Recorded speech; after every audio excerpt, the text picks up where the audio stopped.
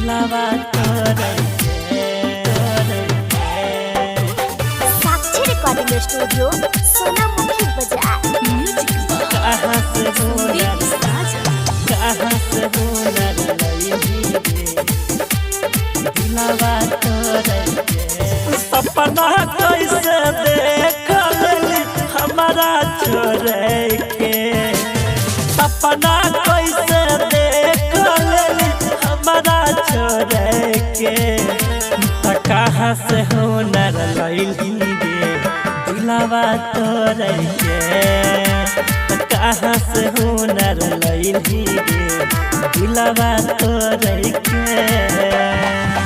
कहरा से सिखली सोना मुहवा मोरे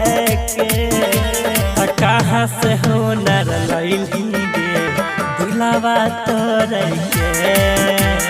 कहाँ से हुनर लईली रे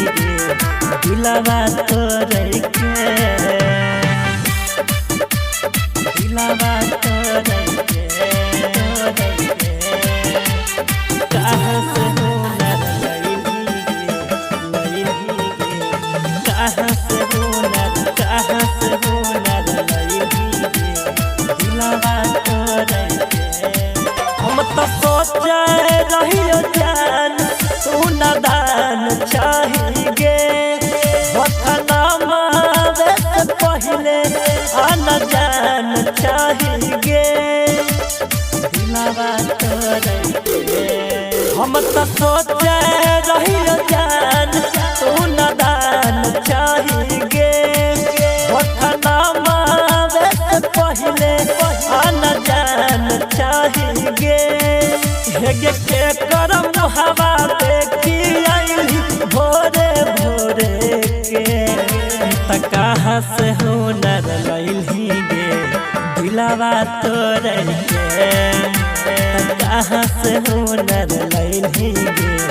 दिलावा तोरे के दिलावा तोरे के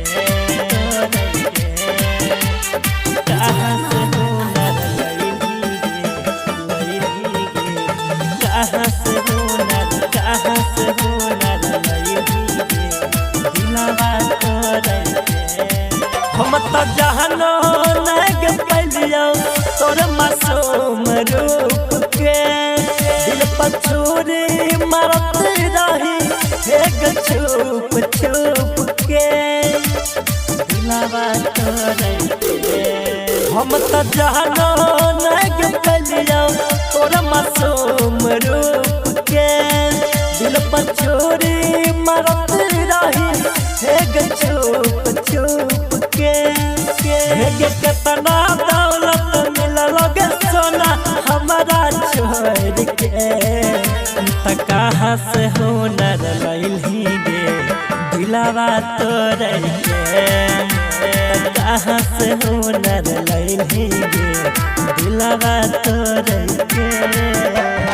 मिक्स बाय संजीत साजन।